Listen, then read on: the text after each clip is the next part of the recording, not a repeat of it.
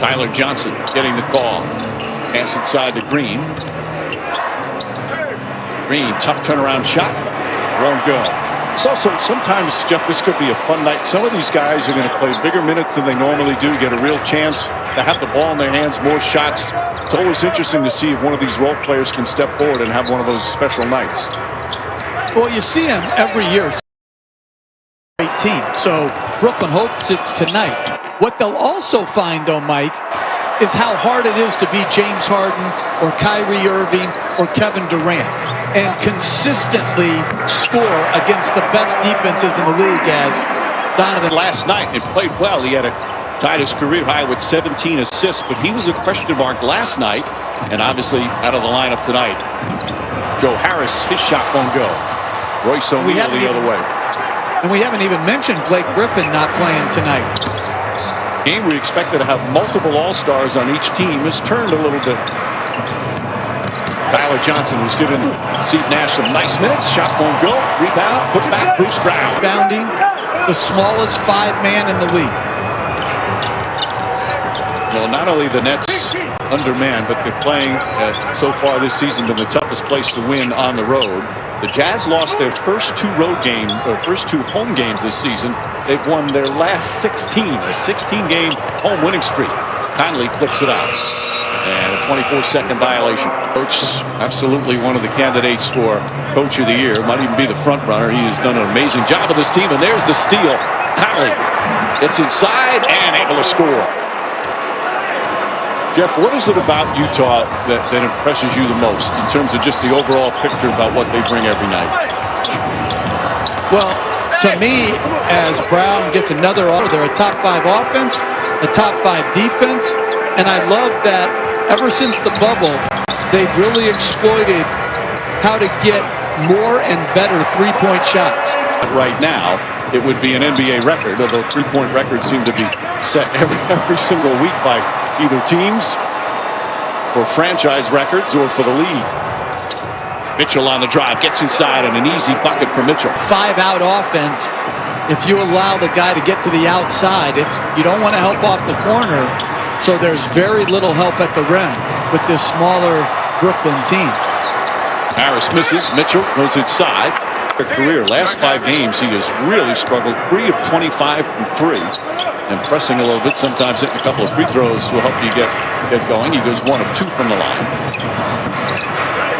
What do you think missing a free throw does for your confidence, Mike? Shatters it. Conley gets inside. Nice high play off the glass for Mike Conley. So Conley and Mitchell off to excellent starts. They have 12 of the 13 Jazz points. That is an absolute stellar finish. Mike Conley, even though he's left-handed, usually finishes with his right. That type of time, a little running left-hand hook. And no has been dominating and are dominating here to start.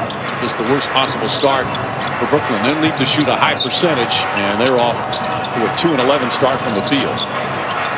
But, Mike, I think it's absolutely critical for the Jazz to win it all this year that there is more and more fans. I think their home court advantage is as good as anybody when you combine their fan base, the building and how it reverberates, and the altitude. Bogdanovich misses the ball. They advertise it, you're a mile high. You feel tired just reading the sign. But in Utah, it's very, very similar. But it's underplayed there. DeAndre Jordan has come into the game and quickly contributes for Brooklyn. Well, Derek Favors and Joe Ingles come on for Utah. Ingles is on this incredibly torrid stretch of shooting the basketball. And Brooklyn has 3 baskets, and they're all off of offensive rebounds. Shot clock down to 5. Mitchell has Jeff Green one-on-one out on the perimeter. Step back, fires up the three-pointer. That's good. Donovan Mitchell from downtown. They've hit 4 of their first 5 from three-point range.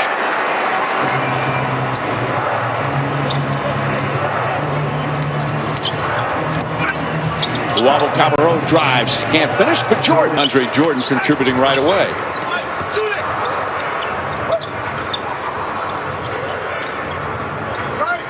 Mitchell guarded by Bruce Brown.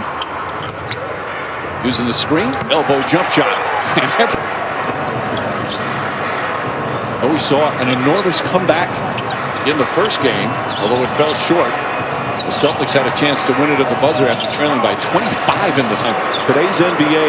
There really is no lead that's safe. No, and I think as Ingles hits a 14-point first-half lead, that's inconsequential. A 14-point first-half lead is like 6 a decade ago. They must be thrilled to be back home again. It's the one home game over the past month. Ball denial there from Tyler Johnson. What they're really thrilled about is they don't have to play in their first game back James Harden, encouraging the other Nets players, but it's just different. Elliott goes to Jordan. He has been playing the best basketball of his career. Nets turn it over. Royce O'Neal with an easy 2 first period.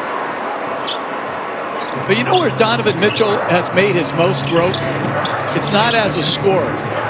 It's his playmaking ability, his passing. That will be challenged in a playoff series. Very few teams are going to allow him to just play as a one-man record.